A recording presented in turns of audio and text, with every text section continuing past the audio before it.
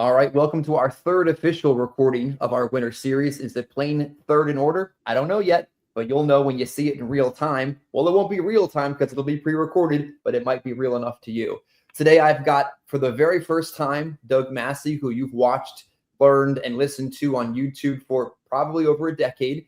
And I'm going to let him give himself a far better introduction than I would. And then we're going to dive into some really quality questions that I think anybody who takes 30 minutes, who watches and who listens and stays through the video is going to learn something from. So Doug, give yourself an introduction. Although you don't need one, you might be new to somebody watching today. Well, thank you, Chris. And I appreciate you inviting me, man. Very cool. Very cool. So yeah, those of you who don't know who I am, you can check out my YouTube channel, Douglas Massi or Final Expense Trainer. And basically, the way I started was as a face-to-face agent. I end up transferring from face-to-face to doing telesales and face-to-face. And now I own a primarily final expense telesales insurance agency. And so, that's kind of me, my self intro. Well said. It's interesting. We all been through the COVID era that created a lot of what telesales is today. A lot of people switched out of necessity. Some never switched back. Some switched thinking it was going to be easier, finding that it isn't any easier, just slightly different. But as somebody who was a massively successful field agent and agency owner, what was that transition like? Because I think it's caused a lot of the growth you've seen now today. Yeah. It's kind of interesting. I'm going to say something that's a little controversial, but COVID didn't affect us. And we were at that time still primarily face-to-face. Mm-hmm. And so with the top agents, they kept producing, and the struggling agents kept coming and going. Like, that's kind of the nature of the beast. Yeah. But what I did notice with face-to-face sales was really like maybe a year or two before COVID was it just started getting harder the way we were doing it. And so I tried to develop a telesales system method. We were, doing what everybody was doing back then, buying Facebook leads, trying to figure out a way to get transfers, even working with, learning the hard way of what it's like to buy transfers from offshore call centers. Boy, that turned out to be a fiasco. FYI, guys, don't use transfers. Whether it's a call center, the offshore or not, it is the worst lead. It is the easiest to replace. The persistence is the worst. And that's what we learned the hard way. So the whole transition, it really happened for us in, I want to say 2021 is when we finally got a system down that was a little bit different than what most people were doing. And that was using an advertising funnel to generate leads and giving the clients an option to set an appointment. And when the funnel is done correctly, and this was the hard part, this is what we really worked on for a couple of years and finally got it down, was when you do it the right way, you get a very high percentage of people that fill out a lead form to set an appointment on your calendar. So, do the math, the common sense is now you've literally got a higher intent lead. Mm-hmm. And so through a CRM like Go High Level is what we use, what most insurance agencies are using. By using a system like that, there's a lot of automations that you can use compliantly. That's the right word. And so we don't do the things like, I see these ads. I just saw another one a couple of weeks ago with a company that's like, they start off with, our leads call you. Are your leads calling you? And then when I started looking into it, that's not what was going on. What was happening was they were using AI to call the leads that they were generating, not compliantly. Because if you're using AI to call leads, the client has to check a box, and the verbiage has to say, I accept robocalls and calls from artificial intelligence. Robocalls has to be in there. You tell me who's checking that box so they can get 50 calls a day.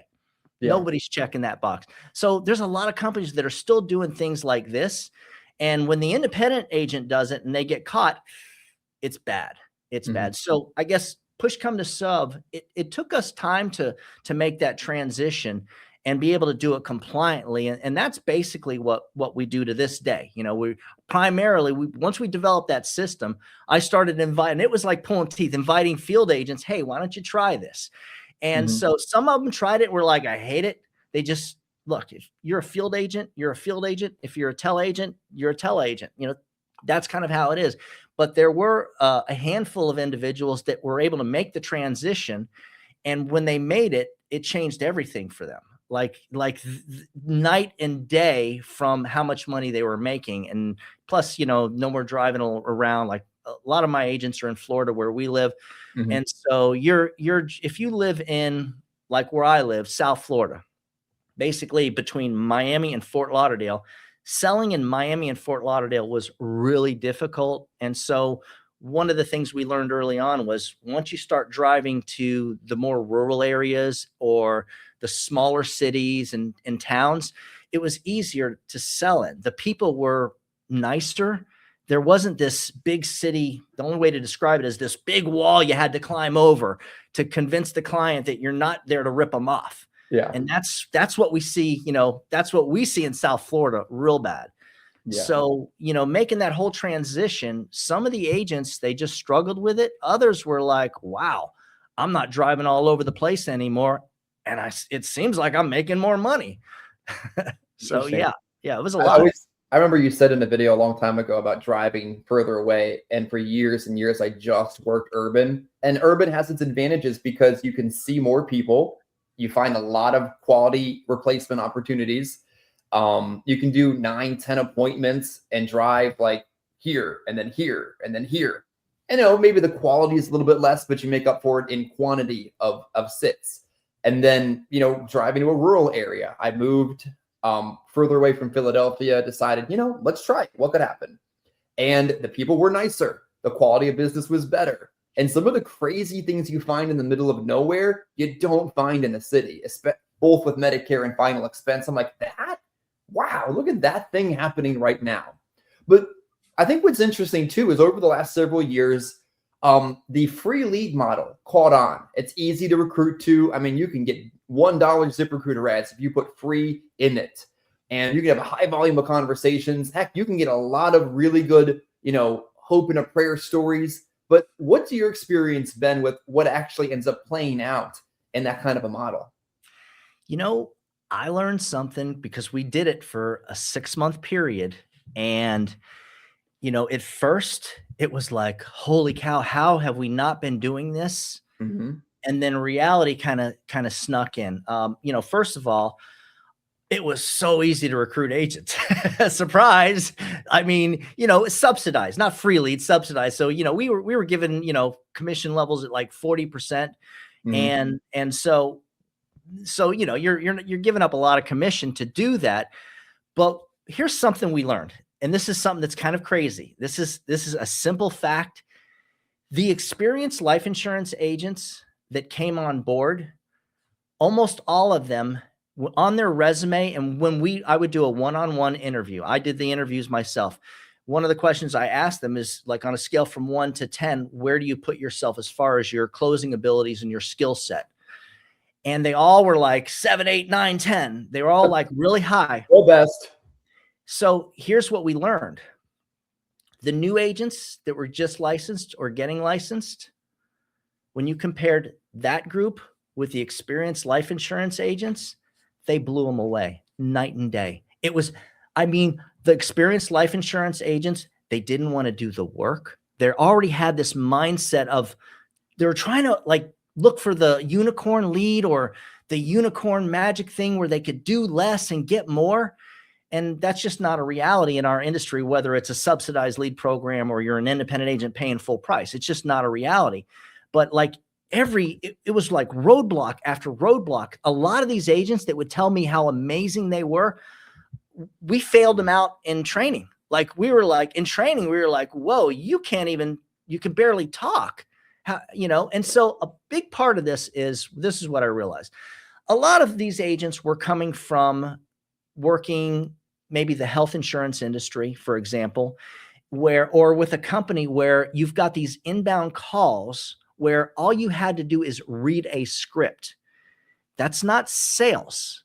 that's taking orders.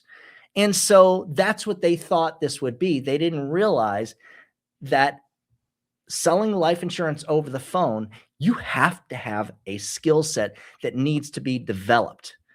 And so that was part of the thing. So it was a lot easier taking a brand new agent that doesn't know anything about sales and explain to them, look, listen, so you're not going to be reading a script. You're going to be learning how to sell. It's different. It was so much easier to take them to do that than the experienced agents. This is the worst thing. Please don't be insulted if this sounds like you, is the agent who says, yeah, I've been licensed for 12 years. And as soon as they start with that, they want me to think that their 12 years of failure really means 12 years of experience. When the truth is, and most likely, if they're speaking with me about a subsidized lead program, when they can get huge contracts and get, you know, leads for nowadays really cheap and easy to generate, they couldn't make that work, but they're going to be making this work. Just, it wasn't a reality. That was one of the things that we learned the hard way. And so, you know, interesting enough, I've actually got not many. I want to say 6 agents that stuck with it, that are still doing it. None of them were experienced agents. Maybe one had been with a company. The one agent maybe was with another company before us for like a few months or something, but that was it. And they're the only ones able to do it. No, we don't do free leads. No, I'm not recruiting to that. It's something I really kind of learned the hard way not to believe in, because you have to bring in so many agents to get agents that are actually willing to do the work and do it for that commission level. I feel like that's really the key of it. So yeah, not the best experience. There's a mindset thing that we talk about. You're probably thinking of, Chris, that, you know, you're old school like me, where, you know, you got to have skin in the game. If you don't have something to lose, then it may not, you know, then why would you go all the way in on it? And, you know, that was our experience when my wife and I first went from mortgage protection and got into final expense. We're learning this whole thing over again. And we went to being captive, to being independent agents. And so it was a totally different world. And it took a while to get through the learning curve. Meanwhile, when we started that, we had already, here, let me give you the quick version of the story. I was a Hartford agent. I got my wife, my girlfriend at the time, to get licensed to sell Hartford. As she's getting licensed, we lost the Hartford product. I find out I'm basically out of a job. And so over the next 12 months, I tried to sell mortgage protection insurance independently. And I went through one of those MLMs that have I don't mind telling you, the Alliance. I was with the Alliance. I was manipulated, and I don't mind talking bad about them, because to this day, they still don't release agents to me when we try to get them to release it. And they wouldn't do that to me after they admitted, oops, sorry, we thought this was true, but it's wrong. And it was the game changer for me. It was the whole reason I went to them was for leads. And 3 months later, they say, oh, well, we can't generate exclusive leads in your area. I'm like, well, that's the only reason I'm here with you guys. I'm literally, that is the only reason. And they're wanting me to sell these 3-year-old leads. So push come to shove, the transition, we got in debt during that year. It got bad. Then we found Final Expense. We kind of saw the light at the end of the tunnel. I see it. I can see where this is something. But then we had to go through a learning curve, getting further in debt. And eventually, you know, thankfully what happened was we were able to grasp how to sell, how to do it. Back then for us in the beginning, it was driving all over Florida, and it worked at a very, very high level. My first year, our backs were so against the wall that we were working 12, 15 hours a day, not exaggerating it, because think about it. We were driving 2-3 hours away. We'd work that whole area for the whole day and then drive 2-3 hours back or stay in a hotel. And so what was it? 2014, I wrote over $420,000 of annualized premium, all Final Expense and all face-to-face. And it was like everything turned around. We went from being in debt to 12 months later, being able to pocket an extra $10,000 to $20,000 a month. In 2018, We put down a down payment for this house to have it pre-construction. In 2019, we moved in. In 2020, we paid it off. And Nice. that was all to final expense sales. That is all to final expense sale. And most of that was on our own pen. Yes, I was building an agency at that time, but the agency didn't really take off until, I would say, probably 2017, 2018 is when it really started to work. And so we saw a lot of negative before we saw the positive. Yeah, quick bonus question. When you see these people post about their production online, obviously it's a vanity number, it's a submit number. But when you've written a high number of a lot of business, like both of us have, and you know how many leads, you know how many hours, how mmany appointments, all the numbers that it takes to produce that, which turns out to be pretty predictable. When somebody says, I wrote 500,000, you're like, well, I mean, maybe. Oh, I wrote 1 million. Bro, no way. Come on. Like, you mean an annuity business? Like, once you actually know what it took to do it, it's so much easier to vet out the horse crap when you see it, right? You know, it's kind of messed up because it was a lot easier back then. It really was. I saw it with the agency, with the agents that I was bringing on, that was trained, that were sticking with me for years. So we saw how it got harder and harder and harder over time. Look, I'm just going to say it. This is a little controversial, but most of the stuff that you're watching on these Facebook groups, that you're seeing these posts that these people are posting, especially if it's anonymous, to me, if it's an anonymous post, it's the guy who is running the page posting some crap, most likely. Mm-hmm. Here's what I'm getting at. I've never seen this much gaslighting and lies and manipulation the way I'm seeing it in my life, the way I'm seeing it now with these companies they're actually, and they're helping each other with the gaslighting, you know, the internals, you know, the companies like the Symmetry, and they've got their groups and all this gaslighting. And great, you wrote, you know, you had a week where you wrote 3,500. How's that feel with a 70% commission? You know, are you even going to be able to pay your bills?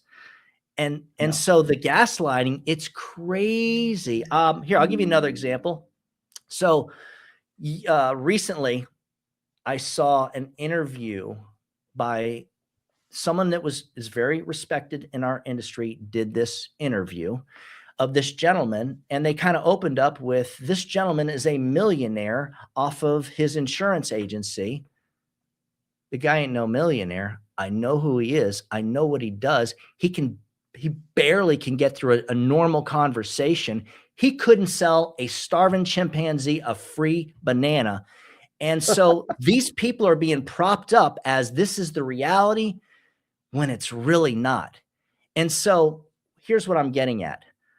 I probably would have a lot more agents than we have. I mean, we have what I call a mid-size agency. We could be huge if I joined the liars and the manipulators and all the gaslighting that is consistently going on, but I'm not going to do that. Last night I had an agent. So we do these webinars where we bring like a group recruiting, and I had about 15, 20 agents on it last night. And one agent asked me about percentages of contact rates and closing percentages. So I told him, I said, listen, you're not going to like my answer. I'm not going to tell you. You know why? Because everybody else is lying, and I'm not going to do that. Here's what I can tell you. With our calendar appointment system, the answer rate is double than if you're just generating Facebook leads through the Facebook leads form. And that's true. And that's all I gave them. And so the reason I give an answer like that, and people don't like that, that turns them off, because I ain't going to lie to you. And if I tell you the truth, you're going to be like, whoa, what am I? I don't want to be in that. It's going to turn you off. And number two, even if I said about 75% of the people answer the phone when we call our leads, you would say, a lot of you guys would say, oh, wonder what's wrong with the leads. Why doesn't 100, what happened to that other 25? You would see the negative in the most positive thing there is. Yeah. I see that over and over. Some of the conversation that I've had are just crazy.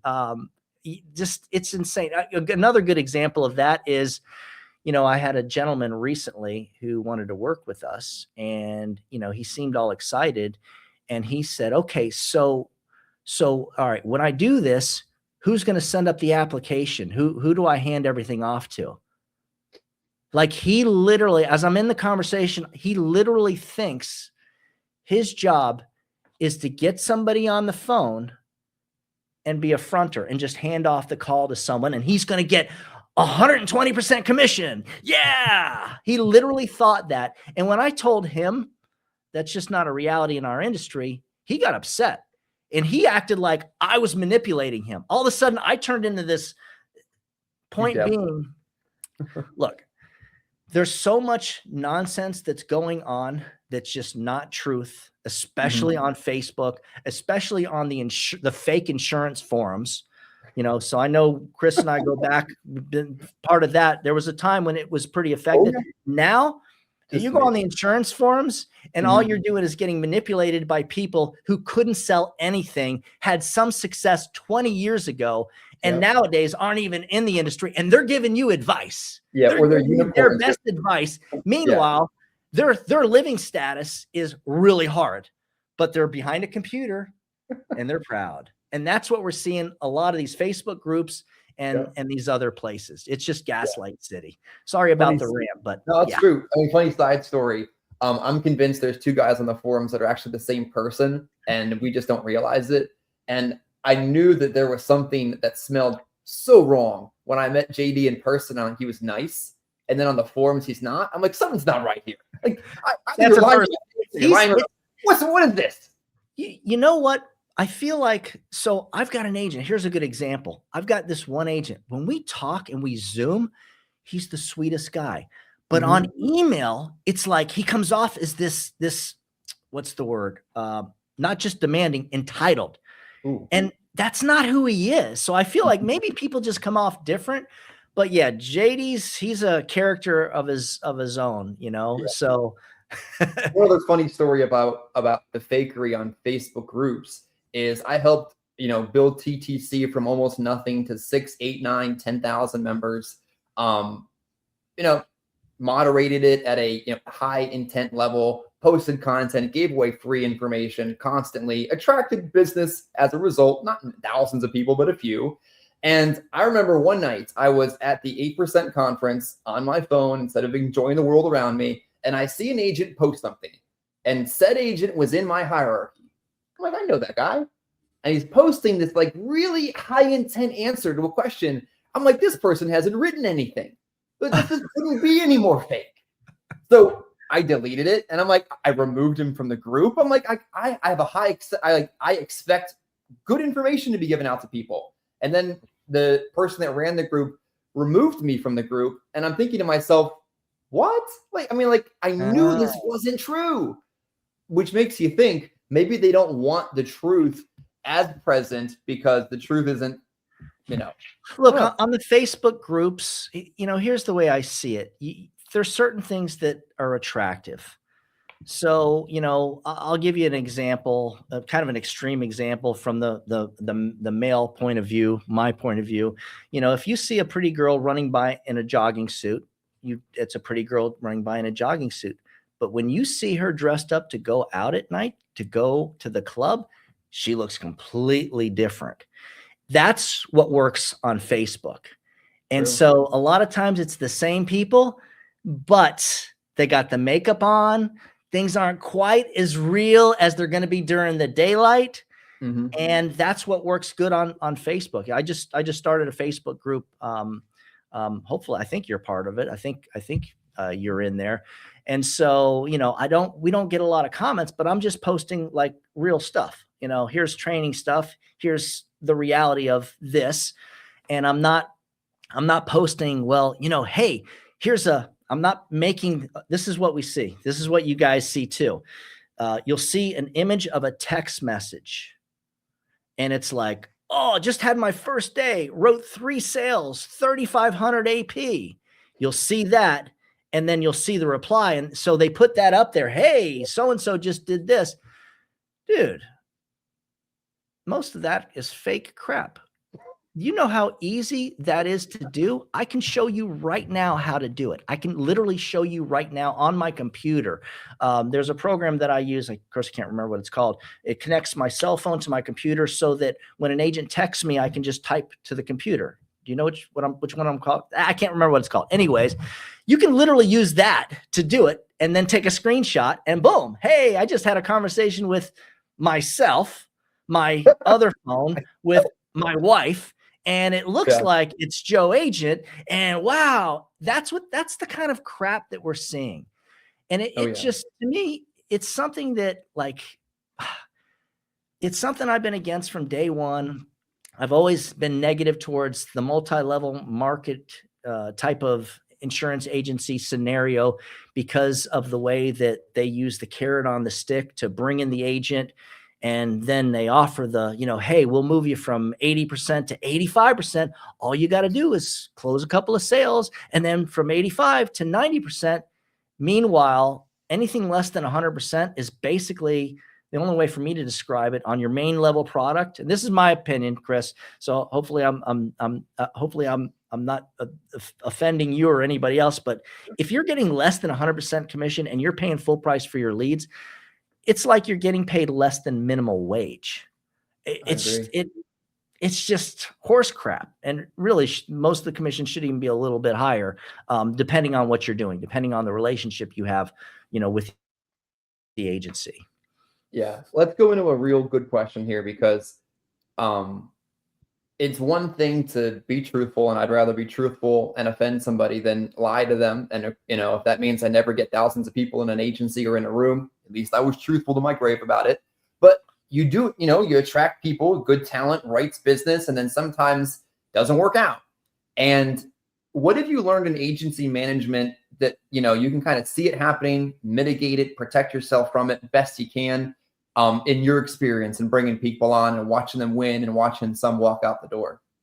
Man, it is, kind of what you're getting at. It is hard to spot talent.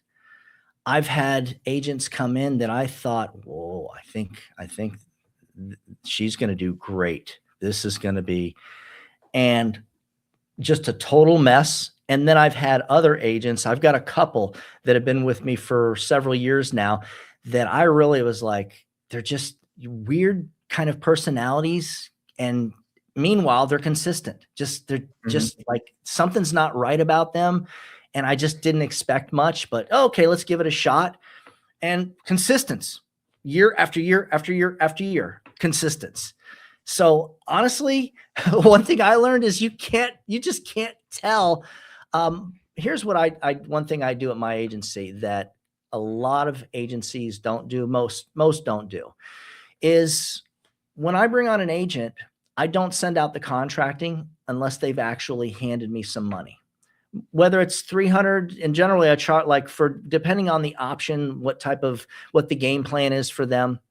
I want to get paid a few $100s from them that I'll give back, generally in their second or third month.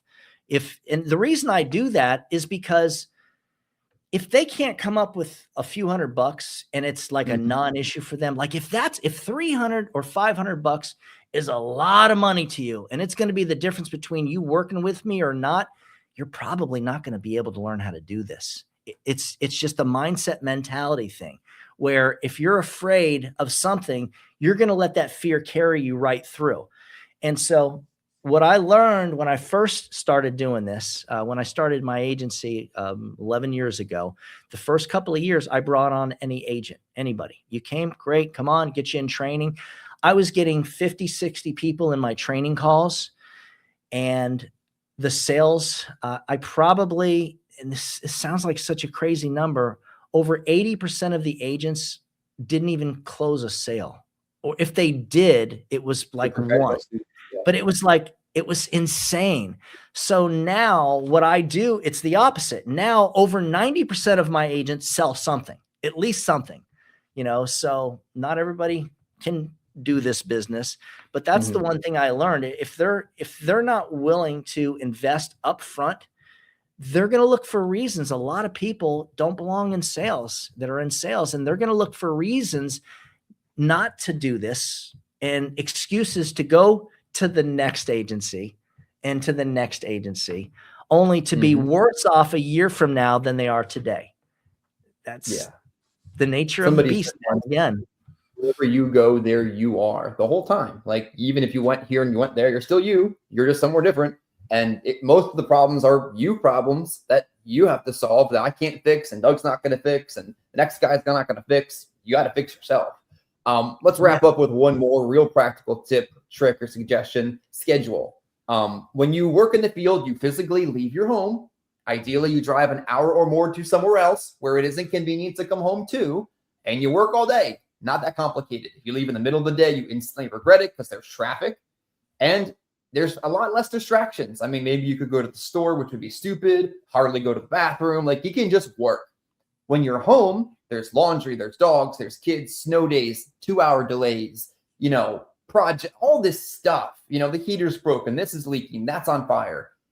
What is a good way to mitigate distractions, build a good schedule, and do so remotely? Because I feel like that's a lot harder. Yeah, remotely, it really is. One of the things that, it's like a conversation that I have over and over with certain agents is, if your family is in the house and you've got stuff going on in the house, you are better off finding one of those shared office sites and just getting into the habit of going there. I mean, I hate to say it, with probably half the people that get into this business, distractions is what kills them. So that really is the bottom line. Otherwise, I mean, you just got to be firm. Look, we all got families. A lot of our agents have, they've got their rules, the ones with the better rules. Hey, when the door is closed and the sign's up, I don't want to hear anything. But you're still going to hear stuff. There's still stuff going on. And now, in the other room is maybe something funner than what I'm doing now, something that's not as hard as what I'm doing now. And it makes it too easy to do that. The truth is, it just takes the right personality to be able to do that, to be able to spend time, sit down, do the work, put in the dials. I have one agent right now. She has been struggling with this for a few weeks now. We keep talking about a specific amount of dials she needs to make every day to work the type of lead that she's working to make it work. And, most days she hits half of that number. And it's just about, her getting distracted, her not wanting to do it. This isn't easy, right? If it was, everybody would be doing it. And the sad part is, these MLMs, a lot of these agencies, they recruit these unlicensed agents into the industry under these false pretenses that it's a lot easier than it is. They like to use the word simple. It's simple to do. Well, sort of, but it's not easy. It takes really, really hard work. You really have the right personality. A couple of tips I'll give before we kind of end with this, with the whole schedule thing. Look, there's a couple of books that you can get. One of the ones I've got right here, I can show you. This book, basically, The Way of the Wolf. If you're doing telesales, it helps you to break down a simple way of accepting, not distractions. I'm moving on from that, of accepting, when the client gives you an objection and turning that objection into a system of creating more value, building more rapport, and then making it easy for you to come back 5 or 10 minutes later and do a reclose. And so a book like that, it can change everything for you. I highly recommend that book. There's another one I can't remember the name of, but I'll give you a basic idea. Anything NLP, neuro linguistic programming related. Mm-hmm. When I discovered NLP, it changed things within 6 months. I was a completely different person. One of my issues was I was insecure about certain things, including walking into somebody's house and sitting down at their table to sell them something. Sound familiar? That was a natural insecurity to me. I had my own personal insecurities, relationship wise. I wasn't good at opening up. I had a hard time, speaking to attractive women, little stuff like that. And so when I got into NLP and started practicing the the little things that I want to say tests, not tests, but doing the activities in those books, I started viewing myself differently. And what I realized was, and I'm bringing this up because it's important for agents that sell insurance. The clients aren't seeing me with these intense, angry, open, wide eyes. Give me this. They're actually looking at me for help. And so when I realized that and truly saw that, it made it so much easier for me to walk into the house and sit down at the kitchen table and actually do my job. Mm-hmm. And so a lot of agents, what happens is on the phone, that first day, that first week is very hard. And so you're like, okay, I'm going to be on the phones at 9:30. It's 9:45 and they haven't started yet. We saw this over and over with the free leads is really what brought my attention to this, the subsidized lead program, because we're monitoring them saying, hey, you got leads. Why aren't you working? You know, we're paying you to work. What are you doing? We just spent all this money to get you going and we're supposed to start an hour ago and we're hearing excuse after excuse. And so I feel like a lot of it is it's fear to start. You know, it really comes down to being able to break through those fears. And those two books, I'll let you know so you can put it at the bottom of the video, exactly the first one that I read that really changed everything. I've got a couple of books on NLP around here somewhere, but yeah. That's good. I mean, you got to do personal development. John Kite, anytime I have him on and talk, is talking about personal development. Lewis Burns, love him or hate him, he literally says, read this book, do this thing. There are so many great systems out there that literally consist of do this thing because this thing works. And if you just do the thing, it'll work. And people want to constantly push up against that or try to recreate it or challenge it. And, you know, do it and then put your spin on it.